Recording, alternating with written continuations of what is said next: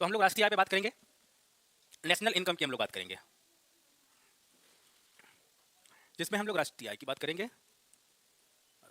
राष्ट्रीय आय में हमें क्या क्या चीज पढ़ना, पहले इस बात को हम लोग ध्यान में रखेंगे। जैसे कुछ नेशनल इनकम के कंपोनेंट्स होते हैं,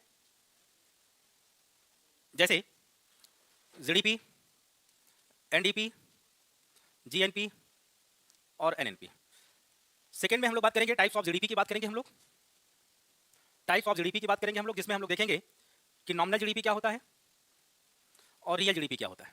जैसा कि आप लोगों को पता है कि ये दोनों टर्म का प्रयोग इंडियन बजट में किया जाता है, जो कि दूसरे या पहले या दूसरे पेज पर ये होता है कि नॉमिनल जीडीपी क्या चल रहा है और हमारा रियल जीडीपी क्या है।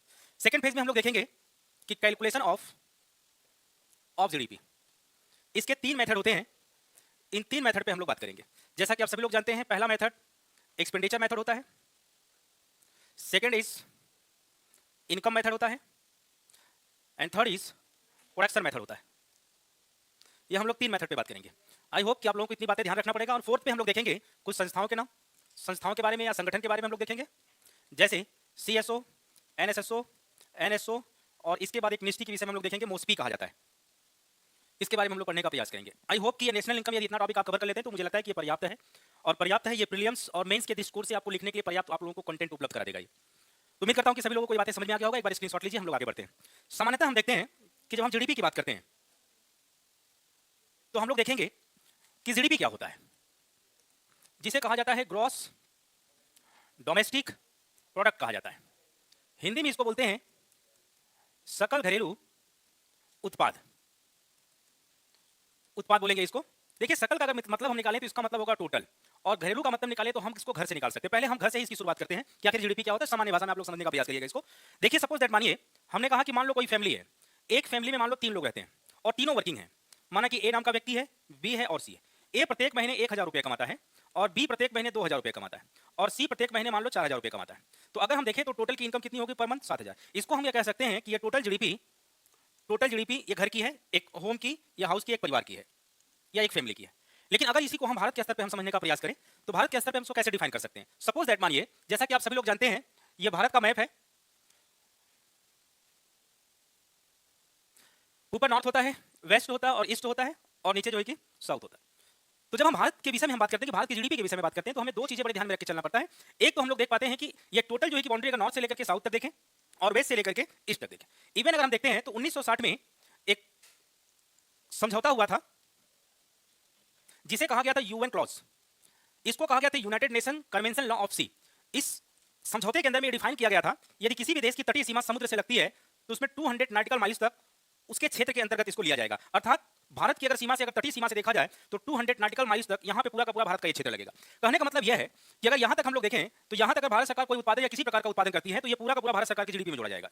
ऐसा इसको मान सकते हैं, क्योंकि यूएन क्लास एक कॉन्फ्रेंस था जिसको कहा गया United Nation clause Convention Law of Sea कहा गया था। तो ये डिफाइन किया गया था कि अगर मान लो कोई तटीय सीमा समुद्र में 200 नॉटिकल माइल्स तक लगता है तो ये माना जाएगा कि अगर भारत या उस सरकार के द्वारा या उस राज्य के द्वारा, उस देश के द्वारा अगर वहां तक कोई उत्पादन किया जाता है तो उस उत्पादन को जो कि भारत उस देश के जीडीपी के अंतर्गत इसको जो कि क्या कैलकुलेट किया जाएगा, जोड़ा जाएगा। इसका मतलब हम ये कह सकते हैं, इसका मतलब हम ये कह सकते हैं कि अगर जीडीपी को डिफाइन करना पड़े तो जीडीपी को डिफाइन करने के हम कह सकते हैं इन अ फाइनेंशियल ईयर। अब आपको पता होगा कि भारत का वित्त वर्ष क्या है, तो हम लोग ये जानते हैं 1 अप्रैल टू 31 मार्च तक भारत का जो है कि वित्त वर्ष कहलाता है, अर्थात कोई भी गणना होगा इसी के बीच किया जाएगा। तो इस बात को ध्यान रखिएगा, पहले लाइन बोला था इन फाइनेंशियल ईयर, एक वित्त वर्ष में total monetary value of final goods and services, अर्थात कुल मौद्रिक मूल्य को जोड़ा जाता है, मौद्रिक मूल्य को जोड़ा जाता है। और ये मौद्रिक मूल्य कितना, जो सामान जो उत्पादन हुआ है अर्थात वस्तु और सेवाओं का कितना उत्पादन हुआ उसके मौद्रिक मूल्य को जोड़ लिया जाएगा। और तीसरी बात कहता है कि विद इन बाउंड्री, अगर विद इन बाउंड्री की हम लोग बात करें तो एक भौगोलिक सीमा तक हम लोग कह सकते हैं, एक भौगोलिक सीमा के अंतर्गत। तो इसे ही हम लोग जोड़ लेते हैं तो हम लोग बोलते हैं कि भारत की ये क्या निकल जाती है, जीडीपी। सामान्य अर्थों में अगर कहा जाए तो आप ये कह सकते हैं कि किसी भी देश की सीमा के अंतर्गत टोटल कितना उत्पादन हुआ है, टोटल कितना प्रोडक्शन हुआ है, और प्लस इस पर सर्विसेज कितनी दी गई है, और इससे प्राप्त होने वाले कितना मॉनेटरी वैल्यू प्राप्त हुआ है, इसको जो है कि ऐड कर लिया जाएगा, तो इसी को कहा जाएगा भारत की जीडीपी। तो जीडीपी को सामान्य तरीके से अगर डिफाइन करना हो तो एक ज्योग्राफिकल एरिया के अंतर्गत कितना टोटल एक साल में, एक वित्तीय वर्ष में कितना उत्पादन हुआ है, और उस उत्पादन पर कितनी सेवाएं दी गई हैं, और उसको बेचने उचने के बाद जो मॉनेटरी वैल्यू प्राप्त होता है उसे जोड़ लिया जाता है, तो वो कहलाता है भारत का जीडीपी कहलाता है। जैसा कि आप सभी लोगों को पता होगा, अगर हम जीडीपी के ग्रोथ रेट की बात करें, देखें जरा ध्यान से, इसमें हम भारतीय बजट को, इस बार जो बजट 1 फरवरी को प्रस्तुत किया गया है, अगर हम भारत की जीडीपी का ग्रोथ रेट की बात करें, भारत की जीडीपी के ग्रोथ रेट की अगर हम लोग बात करें, ग्रोथ रेट की बात करें, तो यह हम देख लेते हैं 2023 और 24 बजट के अनुसार। तो देख पाते हैं हम लोग, पहले यहां से उठाकर देखें तो 2016 और 17 में जीडीपी का ग्रोथ रेट 8.2% था, लेकिन वहीं पर 2017 और 18 में हम देख पाते हैं 6.8% था। लेकिन इसके आगे अगर 2018 और 19 में हम लोग देख पाते हैं तो ये 6.5% हो गया था। अगर हम लोग 2019 और 20 में हम लोग देख पाते हैं तो ये लगभग ये मान के चलिए कि 2019 और 20 में हम देख पाते हैं तो ये 3.5% था। और अगर हम लोग 2020 और 21 में लेकर के चलते हैं तो माने 6.6% था। इसके बाद अगर 2021 और 22 में हम लोग देखते हैं तो ये 8.7% हो गया था। और 2022 और 23 में अगर हम लोग देखते हैं तो ये 7% हो गया था। और 2023 और 24 में जो इस बार का बजट प्रस्तुत किया गया है, ये आंकड़े दिया गया है 6.68%, यहां तक जीडीपी प्राप्त करना। और इसी जीडीपी को प्राप्त करने के लिए भारत सरकार ने जो बजट का लक्ष्य रखा, इस बार जो बजट प्रस्तुत किया है 45.03 लाख करोड़, 45,03,000 करोड़ का बजट इसमें प्रस्तुत किया सरकार ने। तो इससे ये अनुमान लगाया जा सकता है कि अगर हम 2016 से इस बात को देखें तो यहां पर जो है कि आप देख सकते हैं कि डीमोनेटाइजेशन था, डीमोनेटाइजेशन का प्रभाव इसके ऊपर पड़ा, जीडीपी हमारा क्या हो गया, इससे नीचे चला गया। लेकिन आप यहां पे देखोगे भारत सरकार द्वारा जीएसटी लागू किया गया, जिसका प्रभाव जो है कि यहां पे पड़ा। और यहां पे भारत में एनबीएफसी क्राइसिस था, एनबीएफसी क्राइसिस हुआ, संकट हुआ, जिसका प्रभाव यहां पड़ा। और यहां पे देखा गया तो कोविड-19 का प्रभाव था, जिसका प्रभाव यहां पे पड़ा कि माइनस में जीडीपी चली गई। अब आप समझ सकते हैं कि ये जीडीपी का ग्रोथ रेट भारत के अंदर में रहा है। आगे हम लोग बात करते हैं टाइप्स ऑफ जीडीपी की बात हम लोग करते हैं। अगर हम भारत में टाइप्स ऑफ जीडीपी की बात करें तो देखिए जरा टाइप्स ऑफ जीडीपी। अब इस बात को गौर से समझें, जीडीपी के प्रकार की हम लोग बात करते हैं तो जीडीपी दो प्रकार की होती है। एक को कहा जाता है नॉमिनल जीडीपी और एक को कहा जाता है रियल जीडीपी। इसे हिंदी में वास्तविक जीडीपी बोलते हैं, वास्तविक जीडीपी, और इसको बोलते हैं नाममात्रक जीडीपी इसे कहा जाता है। अब दोनों को एग्जांपल्स में समझाने का प्रयास करूंगा, दोनों के बीच अंतर क्या होता है। अगर दोनों में कंपेयर किया जाए, अगर आपसे पूछता कोई कि नॉमिनल जीडीपी बेहतर होता है या वास्तविक जीडीपी, रियल जीडीपी, तो आपका समान अर्थ होगा। या आप कह सकते हैं कि real GDP is better than nominal GDP, real GDP बेहतर माना जाता है। लेकिन दोनों को आप समझिए, जैसे अगर मैं कहता हूं कि मान लो कि 2012 में मान लो हमने कहा कि यूपीए की सरकार थी, इसको समझिए दोनों का मतलब क्या है।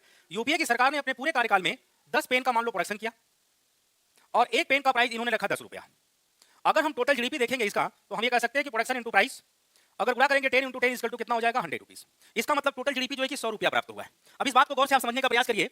हमने कहा कि मान लो 2014 में हमने कहा कि एनडीए की सरकार आ गई, ये सपोज मैं मान के चल रहा हूं ऐसा, एनडीए की सरकार आ गई और एनडीए की सरकार ने भी कितना पेन का प्रोडक्शन किया, 10 पेन का इन्होंने भी प्रोडक्शन किया और एक पेन का प्राइस इन्होंने रख दिया 15 रुपया, एक पेन का प्राइस। अगर मैं इसकी जीडीपी को देखूं तो 15 इंटू 10 इक्वल टू 150 हो गया। इस स्तर पर देखा जाता है तो इसकी जीडीपी आपको ज्यादा दिखेगी कंपेयर टू 100 के। लेकिन दरअसल अगर हमें डिफाइन करना पड़े कि नॉमिनल जीडीपी क्या होता है, रियल जीडीपी क्या होता है, तो यहां पे आप जाइएगा, क्योंकि हमने एक ही शब्द आपको जीडीपी बताया कि जीडीपी में टोटल प्रोडक्शन और सर्विसेज देने के बाद जब तक उसकी मॉनेटरी वैल्यू नहीं प्राप्त होती तब तक उस जीडीपी को निकाला नहीं जा सकता। इसका मतलब जब मॉनेटरी वैल्यू की बात आएगी तो हम लोग बात करेंगे किस पर, ये प्रोडक्शन पे हम लोग बात नहीं करके हम लोग किस पे बात करेंगे, इसके मूल्य पे बात करेंगे। तो यहां पे आप देख सकते हैं कि अगर हम लोग बोले तो कितना प्राइस इंक्रीज हुआ, तो आप कहेंगे 5 रुपया इंक्रीज हुआ है। जब ये 5 रुपया इंक्रीज हुआ तो ये बताता है इफेक्ट ऑफ इन्फ्लेशन। तो इस बात को ध्यान में रखिएगा, जब मुद्रास्फीति के प्रभाव को जोड़ करके जीडीपी निकाला जाता है तो उसे कहा जाता है नॉमिनल जीडीपी।